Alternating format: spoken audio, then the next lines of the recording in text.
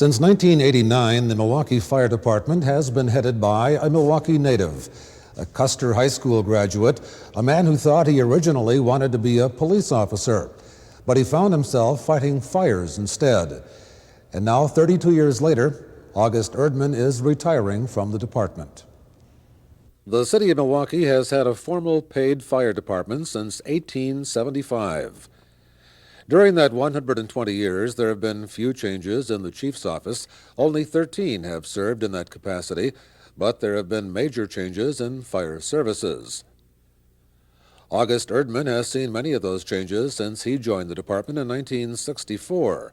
Then he was a fireman. Now, like everyone else, firefighters are increasingly specialized. More attention is given to their training, health, and equipment, to the hazards they face. Deputy Fire Chief Gerald Frank remembers how it was. He started the same day in the same training class as Erdman 32 years ago. We didn't have any of the training like we have today with the new academy out on Titonia Avenue. We were kind of basic. At that time, our equipment was quite a bit different. We worked with different ladders, and we didn't have the exposure to the smoke and fire that they have today. And we didn't have the technology that they have today. It was basically more of a muscle type job where you just had to work hard. And nowadays there's a lot more to the firefighting division. In the last 30 years, you've seen major changes. The entry into emergency medical services was one of the major changes. About 7 out of 10 calls are now for medical reasons, not fires. The type of instruction and education provided to new recruits is much more comprehensive and intensive than it was 30 years ago. Education programs have also grown for the public. The department spends a lot of time in schools and taking kids through the Survive Alive House fire safety demonstration site. In addition, the department has installed thousands of smoke alarms in homes in low-income areas of the city where the incidence of fire has been high. Named chief in July of 1989, Erdman has seen the fire service from all sides, as a firefighter, as a union activist, as management in his position as chief. Coming up through the ranks, he's been respected as a firefighter and as chief. When he was chosen as a chief 7 years ago, I think they made a wise choice. He did an outstanding job. He utilizes the people under his command officers quite extensively, and he's put some people in positions that do a good job. He's recognized the talent, and he's willing to use it, and he's willing to listen to the people out there. I mean, if a firefighter even would come up with an idea and he thinks that there's some merit to it, he gives it consideration, gives it to some of his chief officers to look at and inspect it. If it's something that he thinks will work, he puts it into operation. So he's willing to listen, he's got an open mind, he's fair, but he's strict. Erdman says one thing hasn't changed since he joined and since the department was founded. Firefighters respond when called. The chief will be on the job until June. Then the mementos and knickknacks that decorate the office will be put away, and his retirement will begin. And Nancy and August Erdman expect to be spending summers here, winters in Arizona, on the golf course. And our Inside Milwaukee continues now as we move into the studio and are joined by Chief Erdman as we continue to discuss his retirement and your plans and the plans for the department of the Milwaukee Fire Department. So welcome, Chief. Thank you, Tom. 1964, you joined the department, and there have been many, many changes since that time. Perhaps you could talk about a couple of them. Well, yeah, I came out in 1964. I was appointed in June of '64, and I was a Milwaukee native, but I absolutely had no relationships or anybody that I knew on the fire department. In fact, I had gotten out of the service in 1963, and I was working at W.H. Brady Company at the time. My brother was a police officer, and he was convincing me that I should be on the police department. So my intent when I went to the Fire and Police Commission was to get an application for the police department.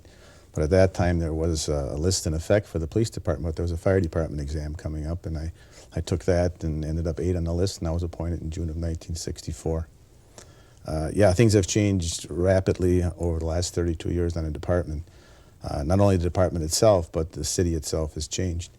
I remember coming on, our apparatus was mostly 1940s and 50s.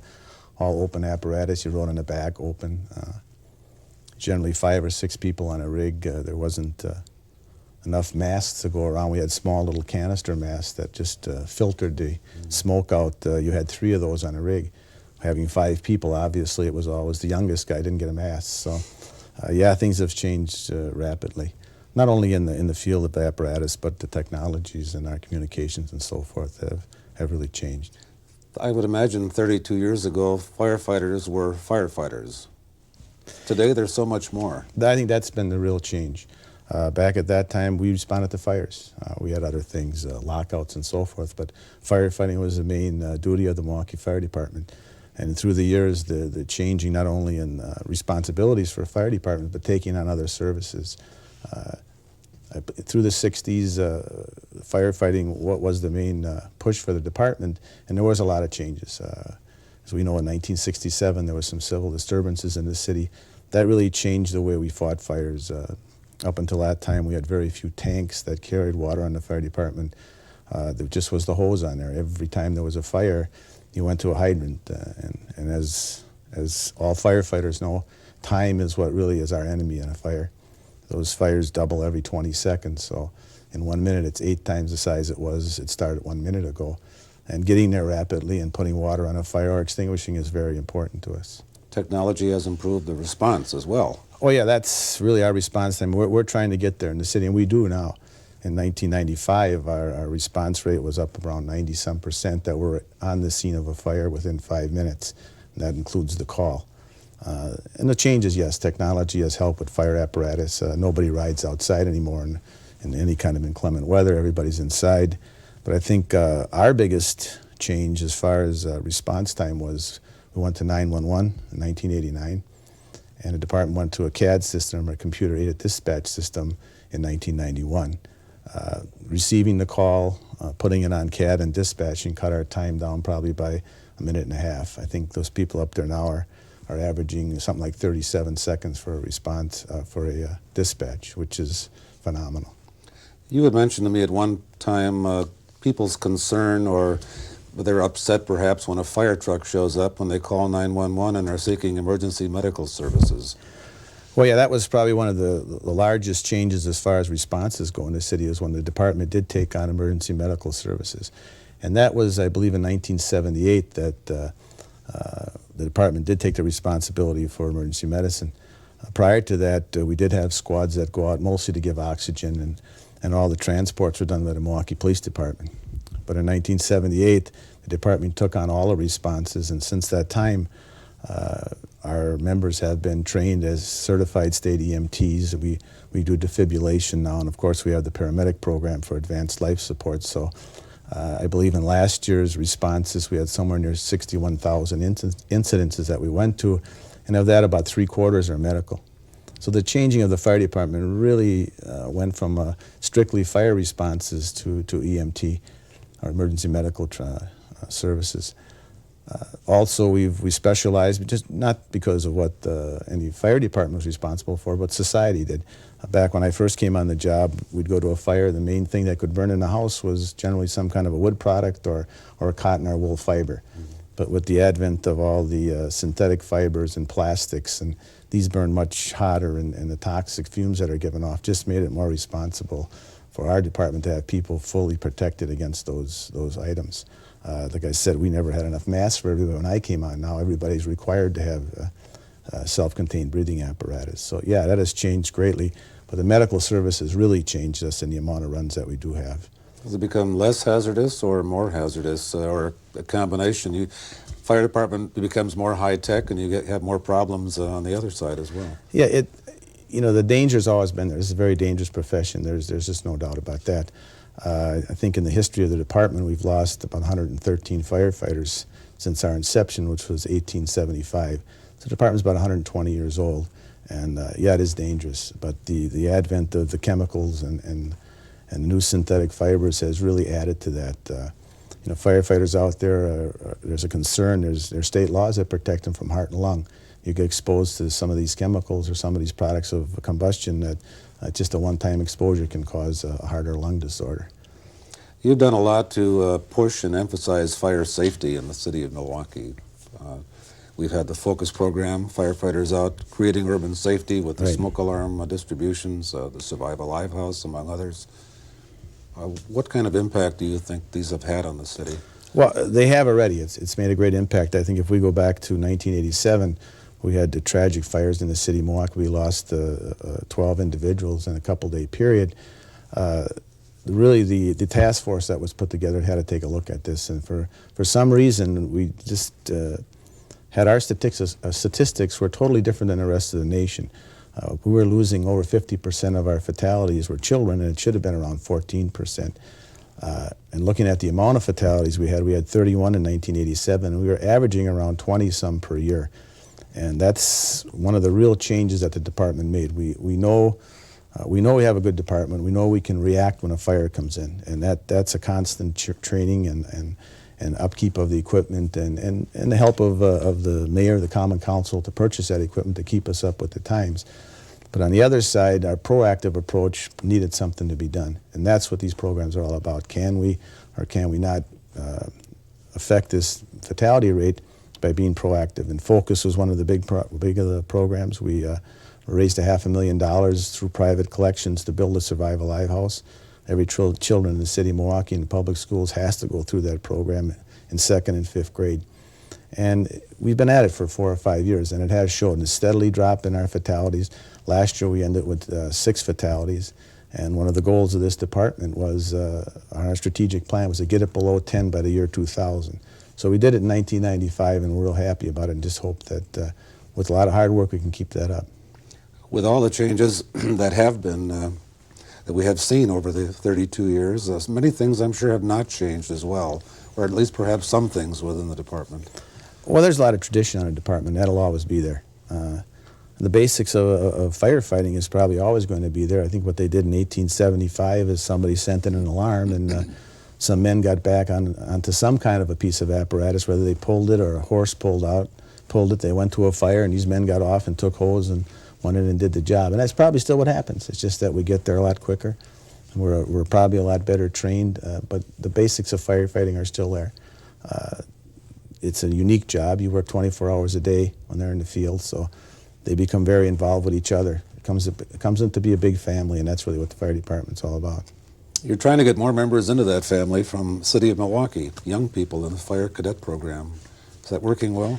Yeah, this is our first year. In fact, our first class will be going into training with a regular recruit class March 25th, I believe it starts. And we'll be recruiting. We are right now, in fact.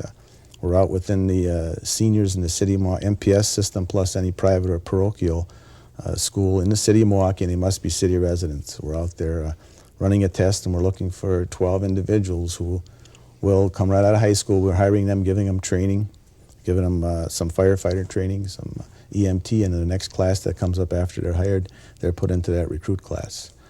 That's my feeling. It always has been, and I'm a strong advocate of that the city of Milwaukee firefighters should be residents, but we also should hire city residents when we put jobs applications out. Like any government agency, the fire department has an acronym or two that we hear occasionally, and we talked about one the other day that was rather humorous, an acronym, CHAOS. And maybe you could explain what that was all about. Yeah, there's a lot of tradition, but this CHAOS was kind of new to me, and it was after I became chief. Obviously, I don't go to every fire in the city of Milwaukee, but I normally go to something that's a third alarm or higher or larger that we do go to. And it seemed like I would be monitoring the radio, and I'd be getting closer to the fires, and it seemed to be going real well. The fires seemed to be going good. The chief there in charge had it under control, it seemed like, and I'd get on scene. It wouldn't be there more than 2 or 3 minutes, and I'd hear this on the radio all the time. It's chaos, and geez, it just seemed like everything was going good. And what's this chaos thing? So I went to the chief in charge and says, every time I come in here, it seems like all of a sudden it's chaos. He said, you're right, the chief has arrived on scene. That was the acronym he used for me. So, a shock, I'm sure. Well, that's there's, firefighting is a hard profession, but there's a lot of fun that goes on, and there's a lot of interplay between individuals. So. Well, as you said, it is a family after a while, and you live together quite a bit. We have only a short period of time left, really, but What could you tell the people in the city of Milwaukee about the fire department that they should know? Obviously, you're very proud of what you have done and what the department has done. Well, you're right, and the department is, I think, functioning probably as well as it can, and I know that can continue. And I think a couple of things the citizens out there should know is that the department is kind of a self-contained family, and there's not all firefighters in a department. Our dispatch office is run by civilians who are trained as dispatchers, and they're just as much a part of this department and probably responsible for everything that happens as anybody else. And we also have civilians who work at our shop that keep these vehicles running and in good shape for the firefighters to use. Those support people are very important, as well as the firefighters. No, there's a lot of dedicated individuals in this department. I'm sure they'll carry on, and whoever my successor is will carry on to serve the citizens.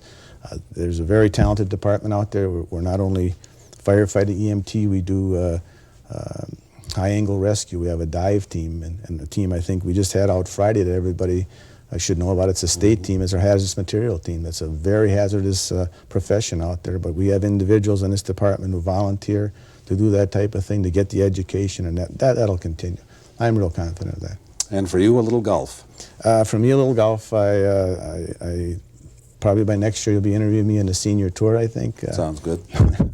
But I do plan on doing that. Okay. Well, congratulations and good luck in your retirement. Well, thank you. And it's been an honor to serve the citizens here. The 32 years almost seems like 2 years, but it was a great time.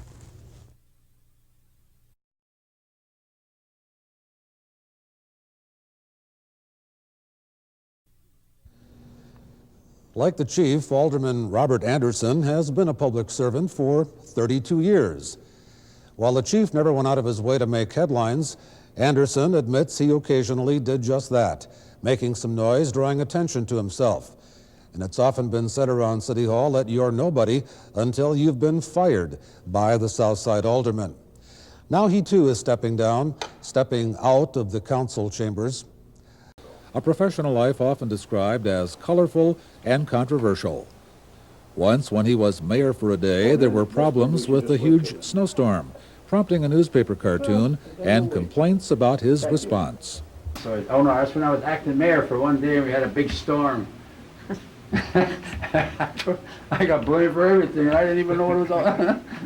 I didn't know what to do. Now, with prodding from his wife Sylvia, often called an unelected alderman, he's decided to step down. Surrounded by his family, he made the official announcement last September. After 32 years as your alderman, I will retire at the end of this term. Even though people have been urging me to run again, I want to spend time with my family. You better not cry. I never set out to serve 32 years. To me, it's a miracle, and for some reason or other, I think the man up above likes me. And he says, you can have it as long as you want it. He's right. And I think that's true. He's right. And I thank you for voting for me. And people in the 13th District, the far southeast corner of the city, voted in large numbers, returning him time after time by sizable margins. I sat down recently with the alderman to talk about getting elected and re-elected. What I'll tell you, and this is my opinion only, I rang doorbells for 3 or 4 terms every night, every day. And I knew one way or the other, you have to have some gimmick because you're not going to get elected because people love you. You got to be doing something. That's my opinion. I am as shocked myself how to get in, how we ever did get in that many years. But like I always said, I worked hard and I froze. And I was out there, rain, shine, 10 above, 20 below. I'm out there ringing them doorbells. They called me crazy. They called me everything under the sun. But 8 years later, they voted. I mean, all these years, for 7, 8 times, they reelected me. And they wanted me now to run. I would run. Sylvia won't let me. She says, you tell them people I want you. They had you long enough. In the last few years, people questioned Anderson's age and ability to serve on the council. Some complained, others did the work of his district. But even critics praised him as being unusually responsive to the people of his district. Anderson says they knew who to call because of his knack of getting noticed, confessing some of his popularity was the result of what he called theatrics. One thing you got to remember in re-election, now this is my opinion, is you got to be active. You got to get around. Don't wait for somebody. Go around, make up a couple incidents, make a little noise, and that you're doing something. And I found out that paid off. If I wouldn't have said a word, they wouldn't even know who I am. But that I had down pat, boy. I knew when I was, even they told me that when they first said, what the hell, what are you doing, Bob? I says, yeah, just a little theatrical to let them know you're still here, and boy, and they'd call me up and say, give him another one, give him another one, give him another one, see. And then Joe would have what's this, and that. But yeah, that was one of the reasons I think of my whole success, because you don't find anybody like that. People don't like to get a little bit too rambunctious. Anderson earned the nickname of Battling Bob over the years, fighting for his constituents, fighting with other public officials. During one of many conflicts with former Mayor Henry Meyer, he was escorted from the office by police. Anderson says no one held a grudge. We may have argued like we did, but we'd go out for coffee. Sometimes you don't want to go, then we'd get in our discussions, you know, each they say theirs, I'd say mine, and sometimes we get a little overheated, but you see, them were the good old days. Today, you wouldn't think of that. I got thrown out of the mayor's office so many times, I forgot to count them. And every time I go in, the coffee's ready. They got a cup of coffee waiting for me. But then I knew right away how long I was going to be in. Whether you like it or not, you have to put a little showmanship on. If you don't, nobody pays any attention to you. And I found out that was my success in life. A lot of them said I was nuts or this and that, but I had the guts to do it. There was none of that famous temper in my interview, just a relaxed and candid Anderson, reflecting on the people and the city he served. I'll take Milwaukee out of all of them. It seems as though in some of them cities, there seemed to be everybody for themselves. It didn't look like there was much like we have in Milwaukee, a little more closer relationship, even if you don't know nobody or this and that. They may not talk to you, but still if they need help, they'll help you. But when you get out of Milwaukee, it's, you're in a different world. The first thing you gotta do is you gotta be able to listen to people. And don't tell them, let them tell you. Because when you're telling them, they feel they're not wanted. Oh yes, oh yeah. I'll always be looking for somebody's headlines or I'll come down here once in a while, go in the morning for coffee. I like that. Anderson's 8 terms in office ties him with 2 others for second place on the Common Council all-time longevity list. Alderman John Colwitz, who is still in office, could be the next to join that select group. Like his district, Anderson has changed over the years, and he says being an elected official has changed as well, from the topics to the people. But I'll tell you, the old-timers, I enjoy the old-timers. The new generation today is a little more sophisticated, where the old-timers, they took it as it is, and they had a good time. But today, it's kind of, you got to be careful how you talk and how you say this. It's a different ballgame. Today, you can't get nobody to go out for coffee with you. Years ago, you could get 5, 6 of them, right, Joe? We go, how many? All by ourselves, right? Nobody wants to go. We go up on a hill here, we go over here, and just spend a cup of coffee and read the paper or have a discussion. But it's not here no more. Bob Anderson says he will stop in at City Hall occasionally, and after 32 years of tending to the people's business, Anderson says he will miss being in office. I'll miss it a lot, because I'll tell you, we got a good group of aldermen here. They're friendly, they're this and that, and you can talk to them, you can shoot the breeze with them, and I would say that I'll miss them. I might come down here once in a while, give them a hard time, but I enjoy them all. No, I'll miss it. It's something you'll never forget.